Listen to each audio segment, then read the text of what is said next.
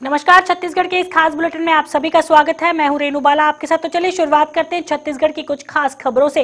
भाजपा विधायक एवं पूर्व मंत्री बृजमोहन अग्रवाल ने शांतिनगर सिंचाई कॉलोनी, मालवीय रोड स्थित नगर निगम बिल्डिंग, कटोरा तालाब स्थित पीडब्ल्यूडी कॉलोनी के व्यवसायिक उपयोग व शासकीय जमीनों को बेचने की प्रक्रिया की तीखे शब्दों में आलोचना करते हुए कहा है कि कांग्रेस सरकार शहर को कीट के जंगलों में तब्दील करने व शासकीय जमीनों के व्यवसायिक उपयोग के लिए बेचने में तुली हुई है।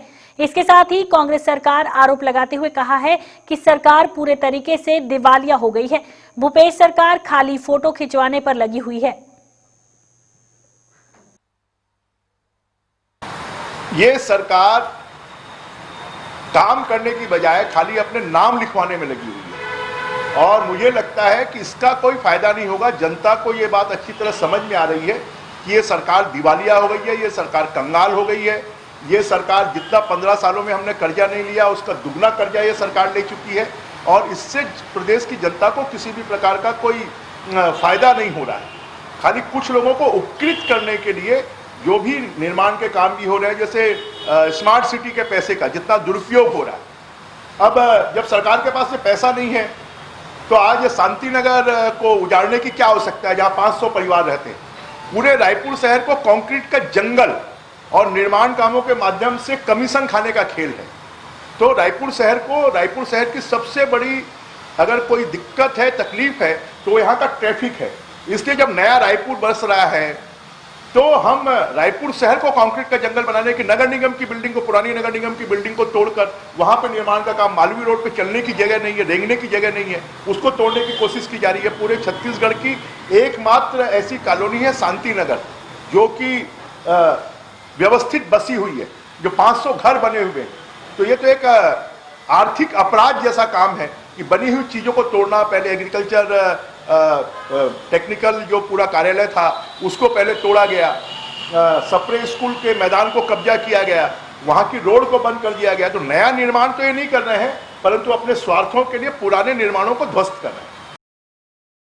अखिल भारतीय कांग्रेस कमेटी के कोष अध्यक्ष व राज्यसभा सांसद अहमद पटेल के निधन पर सूबे के गृह मंत्री तमरध्वज साहू ने ट्वीट कर संवेदना व्यक्त की है। उन्होंने कहा है कि उनका जाना पार्टी के लिए अपूरणीय क्षति है। मेरे संवेदन शशाकुल परिवार के साथ है। ईश्वर दिवंगत आत्मा को शांति और परिजनों को ये वियोग सहन करने की शक्ति प्रदान करे।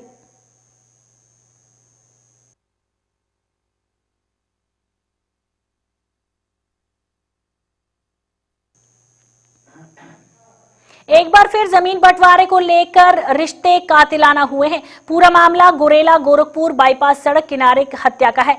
घटना की कड़ियों को जोड़ते हुए पुलिस की टीम ने एक व्यक्ति को ढूंढा जिसे बताया गया कि बीती रात की शाम एक व्यक्ति के साथ शराब भट्टी गया था।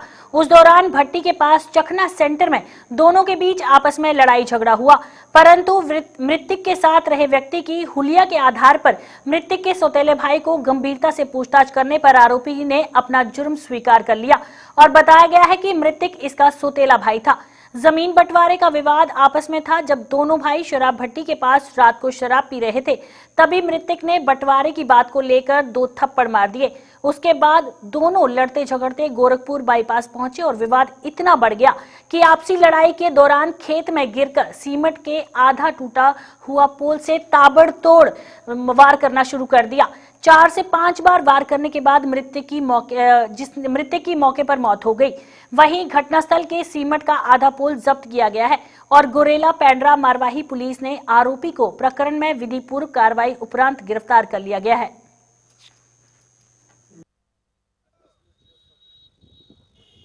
जो इस पूरे मामले को महत्वपूर्ण भूमिका होती है थाना प्रभारी की। थाना प्रभारी जो होता है वो पुलिस विभाग का एक हड्डी कहा जाता है। बिलासपुर जिले के नसबंदी कांड को 6 साल हो गए हैं, जहां इस दौरान इस कांड में महिलाओं की मौत भी हुई। मौत के बाद प्रदर्शन और राजनीति का सिलसिला भी चला, दावों और दिखावों का दौर भी चला। इस 6 सालों में यदि कुछ नहीं बदला है तो वह इस कांड में मृत्यु के गुनाहगारों को सजा नहीं मिली। गुरेला पेंड्रा मारवाही जिले की एकमात्र बेगा आदिवासी महिला चोतीबाई के मौत के गुनाहगारों को सजा फाइलों में कैद होकर रह गई है। इस खुलासे के साथ ही एफआईआर दर्ज करने के 3 महीने बाद भी जिस चिकित्सालय के खिलाफ पुलिस ने गैर इरादतन हत्या का मामला दर्ज किया था, वह 6 साल में भी उस चिकित्सालय दल में शामिल लोगों के नाम अब तक पुलिस ने नामजद एफआईआर दर्ज कर किसी की भी गिरफ्तारी नहीं कर सकी है। 6 साल से चौतबाई के गुनाहगार पुलिस थाने में लांबित किसी अन्य मामलों में फरार आरोपी की तरह फाइलों में बंद है और बड़ा मामला होने के कारण स्थानीय पुलिस अधिकारी भी मामले में हाथ डालने से बच रहे हैं।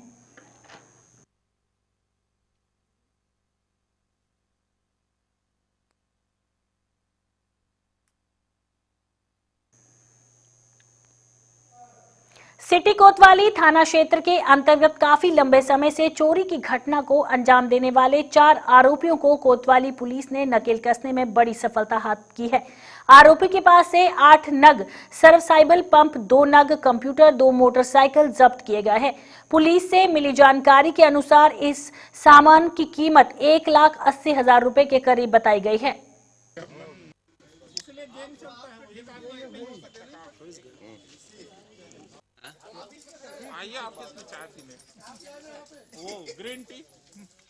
रिकवर किया गया था, जिनको रिमांड पर भेजा गया था। इसी कड़ी में पुनः जो है 2 आरोपी को रिमांड पर भेजा जा रहा है, वीरेंद्र साहू और धर्मेंद्र साहू।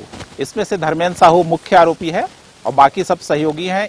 इनका मुख्य उद्देश्य ये रहता था कि मोटर पंप की चोरी करना और उसको ठिकाने लगाना। इसी बीच मुखबिर से सूचना मिली तो तत्काल पूरी टीम सक्रिय हो गई और इनको भी पकड़ा गया है। इस तरह से मुंगेली क्षेत्र में कुल 13 प्रकरण चोरी के उनका निराकरण हुआ है। इसमें जो है थाना प्रभारी और उनकी टीम का महत्वपूर्ण योगदान रहा है, साथ ही साथ साइबर टीम का भी। इसमें कुल मिला के 10 नग मोटर पंप है, 3 नग मोटरसाइकिल और 2 नग कंप्यूटर सिस्टम 22 तारीख और आज को मिला के जब्त किया गया है, जिसकी कीमत लगभग 2.5 लाख रुपए है। सुरक्षा बलों को एक बड़ी कामयाबी मिली है। सर्च के दौरान सुरक्षा बल एवं माओवादियों के साथ हुई मुठभेड़ में एक महिला सहित 3 वर्दीधारी माओवादियों को पुलिस ने मार गिराया है और इन सभी पर 5-5 इनाम भी था और इसके पास से हथियार भी बरामद किए गए हैं। माओवादियों से हथियार वर्ष 2018 में माओवादियों द्वारा राजघाट क्षेत्र के एम्बुशा लगाकर बीएसएफ से लूटा गया था। नक्सलियों की उपस्थिति की संभावना को देखते हुए क्षेत्र के आसपास के इलाकों में स्थानीय पुलिस बल द्वारा सर्चिंग की जा रही है। पुलिस महानिरीक्षक बस्तर रेंज सुंदरराज भी और साथ में टीम का और सदस्य भी शामिल थे। पुलिस महानिरीक्षक बसंतर रेंज सुंदरराज पी द्वारा बताया गया कि बसंतर संभाग अंतर्गत मानसून के पश्चात तेज की गई नक्सल अभियान के परिणाम स्वरूप विगत 30 दिनों में जिला सुकमा, बीजापुर एवं काकेरा में हुई विभिन्न नक्सली मुठभेड़ के पश्चात 7 माओवादियों के शव बरामद करने के साथ साथ काफी बड़ी संख्या में हथियार एवं विस्फोटक पदार्थ भी बरामद किया गया है और ये सुरक्षा बलों को एक बहुत बड़ी कामयाबी मिली है।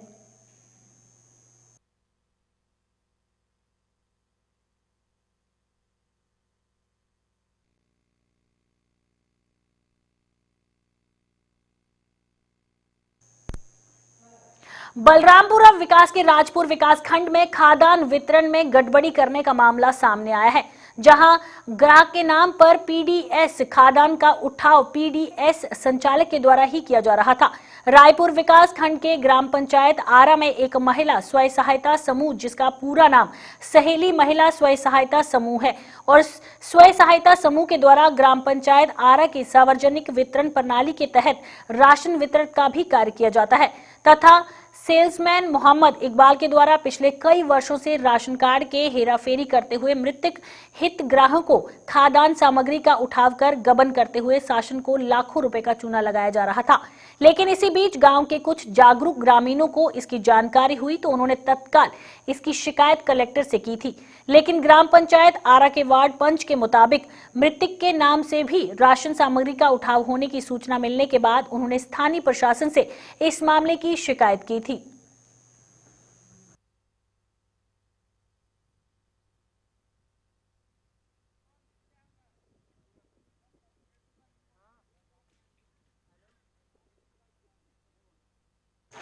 चाहिए कि मृतक के नाम से खाद्यान्न निकाल करके गबन किया है सहायक विक्रेता, है ना। और इसके घर परिवार वाले जब गए राशन लेने के लिए मृत्यु पश्चात, इसके घर परिवार वालों को ये कह के भगा दिया जाता है कि आपकी माँ की मृत्यु हो चुकी है, इसलिए राशन कार्ड कट गया है। लेकिन राशन कार्ड कटा नहीं, है ना। और उसके बाद जब ये नवीनीकरण टाइम आता है तो ये अपने घर परिवार वालों के नाम से उसी राशन कार्ड को नवीनीकरण कराता है। उसी राशन कार्ड को किस तरह से कितने था उसको, चूंकि मामला टीएल में था तो फूड खाद्य अधिकारी को भेजा गया था और खाद्य अधिकारी के जिला कार्यालय से आवश्यक वस्तु अधिनियम के धारा 16(7) के तहत जो है कार्रवाई करने के लिए वहां से पत्र प्राप्त हुआ है और जिसके तारतम्य में यहाँ कार्रवाई की जा रही है। तो क्या कार्रवाई की जाएगी सर? उसमें क्या कार्रवाई? वसूली की कार्रवाई होगा। उसमें यही है सबसे पहले कि खाद्यान्न जो गलत तरीके से लिए हैं उनको वसूली किया जाए। इसके संबंध में खाद्य निरीक्षक से रिपोर्ट मंगा लिया गया है और आगे की कार्रवाई उससे वसूल करने के लिए जारी है। छत्तीसगढ़ के इस खास बुलेटिन में फिलहाल इतना ही। देश और दुनिया की तमाम खबरों के लिए बने रहिए JK 24/7 न्यूज के साथ।